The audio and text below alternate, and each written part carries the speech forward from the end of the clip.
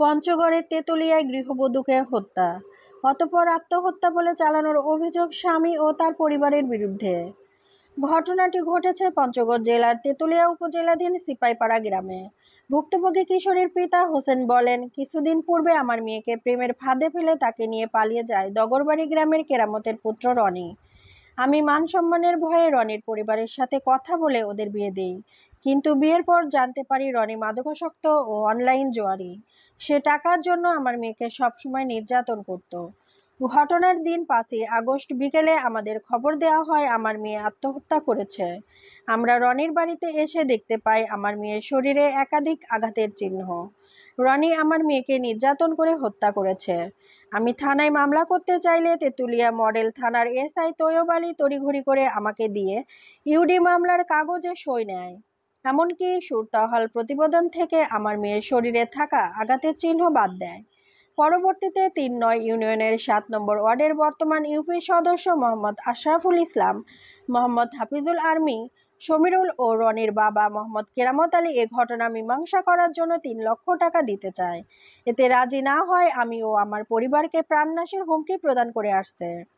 এ বিষয়ে বেলাল হোসেনের স্ত্রী মোসাম্মদ সালমা আক্তার বাদী হয়ে পঞ্চগড় বিজ্ঞ নারী ও শিশু নির্যাতন দমন ট্রাইব্যুনালে ২০০০ সালের নারী ও শিশু নির্যাতন দমন আইনের সংশোধনীয় ০৩-এর ৯ ক ১১ ক ৩০ ধারায় মামলা দায়ের করেন। আমার নাম মোহাম্মদ সুমন। আমি ববিতার চাচা হই। ববিতা মারার পর ওদের আশরাফুল নাম্বার আমাদের খবর জানাইছিল যার মীমাংসা করবে। তখন আমরা বললাম, মীমাংসা কীভাবে করবে? আমাদের বাসকে আপনার মারে দিয়েছেন, এবং আমার টাকা দিয়ে কীভাবে মীমাংসা হবো? অসম্ভব, মীমাংসা হওয়া যাবে না। তখন ওদের আশরাফুল নাম্বার, তারপর ইয়ে ছিল রশিদ ছিল, এদের বুঝছিলাম, ওদের আর্মি ছিল।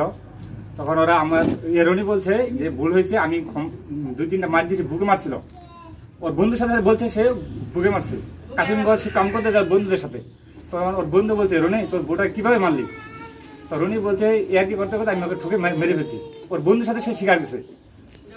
ওর বন্ধু তখন আমাকে বলছে যে তোর বাস থেকে তো ওরা মেরে ফেলছে, স্বীকার গেছে। তখন ওর বাপ আশরাফুল নাম্বার আমাদের বাসায় বললো যে একটা মীমাংসা করি। তখন আমরা আশরাফুল গুডাউন ধান কিনে আশরাফুল ওর গুডাউনে গেলাম, তখন বসলাম। রশিদ ছিল, কয়েকটা ভালো লোক ছিল, আর্মি ছিল, রুডি নাম্বার ছিল, অনেক লোক ছিলাম।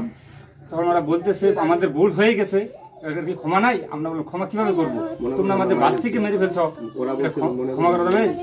তখন ওদের নাম্বার আশরাফুল বললো আশরাফুল মামা আমার বাড়িতে আসছে মীমাংসা নিতে। কিসের মীমাংসা? আমার মেয়ে মারা গেল, আমার খবর দিলে নাকি ববিতার বাবা। আচ্ছা, ওই দিন এই লাশটা যখন থানায় নিয়ে যায় আপনার মেয়ের, তখন হচ্ছে ওখানে মানে ইউডি মামলা হয়েছে এরকম একটা বিষয় শুনতেছি। আসলে কি আপনি ইউডি মামলা করছিলেন না কি ঘটনা ছিল একটু বলেন? না, আমি কিছু জানি না। সই নাকি দিছেন আপনি? আমি ওই সময় আমার কোনো ইয়ে না ছিল না, ওনারা বলতেন এখানে সই দাও। তারপর আমি কিভাবে কি করলাম না করলাম আমি নিজে বলতে পারি। এখন আমি ওই মামলা করতে চাইছি, ওনারা বলতেছে ইউটি মামলা হয়ে গেছে। ইউটি মামলাটা কেন হলো আমি তা জানি না। আমার মেয়ের আমি বিচার চাই। সই কিসের এখানে দিচ্ছেন ওটাও আপনি জানেন না? আমরা আইন মতনে বিচার চাই। আইনের আমার নাতিকে যেরকম ষড়যন্ত্র করে মারছে ওকে ওরকম ফাঁসি দিতে হবে, এই বিচার চাই।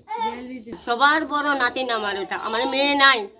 আমি গেছি, আমি করছি, দেখছি করছি, আমার কতটুকু লাগতেছে ভিতরে।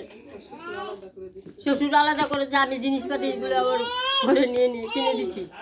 তাই আমার মনটা কেমন লাগতেছে, কতটুকু আঘাত করছে আমাকে। জ্বর হয়েছিল, আমি গেছি, আমি যে সেই ইটি করে আসছি। আর ওই দিন এই ঘটনাটা হলে আমাকে খবর দিতে পারলো না। আমার নাতিকে যেইভাবে রাখতো, রাখে আমাকে খবর দিত যে তোমার নাতি এইগুলো করতেছে, এসে তুমি দেখে যাও। আর আমার নাতি একদম মারে দিল, সেটাকে আমার মনে ধৈর্য ধরে। তারপরে ধরেন যে আর পেটে মনে করেন যে দাগ আসছে তল পেটে, আর ওই যে পেশাবের রাস্তা দিয়ে রক্ত বাইর হয়েছে। তারপরে মনে করেন যে আরো অনেক দাগ আছে গালের মধ্যে, মনে করেন যে চট দিছে যে গাল কালো হয়ে আছে, গালটা ডান গালটা খুব কালো হয়ে আছে, পিঠ বুক এগুলা কালো হয়ে আছে দাগ। আর হচ্ছে এসআই কি বলছে যে সুরতালের সময় ছিল, উনি কি বলছে? উনি বলছে যে এগুলা রক্ত জমা হয়েছে, এগুলো রক্ত জমা হয়েছে, লাশটা যে সারা রাত আসছিল এগুলা না রক্ত জমা হয়ে আসছে, জমা বেঁধে এরকম হয়েছে।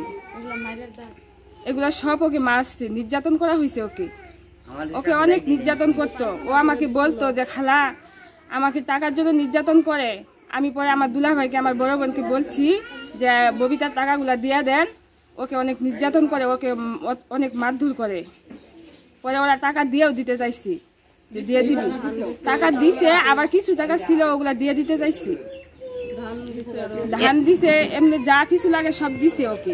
এর ভিতরে এই ঘটনা নাকি? এর ভিতরে এই ঘটনা। ছেলেটা কি ওর বাজে নিশা ছিল, মদ গাঞ্জা খাইতো, তারপর মোবাইলে ক্যাসিনো খেলতো। এ নিয়ে আমার ভাগ্নিকে আরো 2 বার মারছি এই ছেলেটা। তো এখানে বেড়াতে আসতো, আমি বলতাম তো পায়ে এগুলা কিসের দাগ, বলতো যে খালা ওই যে তোমার জামাই রাগ করছিল ওই জন্য আমাকে মারছে এগুলা। পরে আমি আমার বড় বোনকে আপুকে বলছি, দুলাভাইকে বলছি যে ওকে অনেক নির্যাতন করে, মারধর করে, টাকাগুলা দিয়া দেন ওকে। পরে ওরা বলছে যে হ্যাঁ টাকাগুলা দিয়ে দিব। আমি আপনাদের কাছে বিচার চাই, ওর ফাঁসি চাই, যে আমার ভাগ্নিকে এরকম করে হত্যা করেছে ওর ফাঁসি চাই আমি। আমার সবার বড় ভাগ্নি, ও অনেক আদরের ভাগ্নি, এই ভাগ্নির জন্য অনেক কষ্ট করছি। এই ভাগ্নি আমার বাসায় আমাদের ভজনপুরে 6 বছর আসছিল, ছোট থেকে আমি মার মতো ওকে দেখতাম, খাওয়াইতাম, স্কুলে নিয়ে যাইতাম, ঘুম পাতাইতাম। আমি ফাঁসি চাই, যে আমার ভাগ্নিকে এভাবে হত্যা করেছে ওর কাছে ওর ফাঁসি চাই আমি, ওই রনিয়া ফাঁসি চাই, ওই খুনির আমি ফাঁসি চাই আপনাদের কাছে।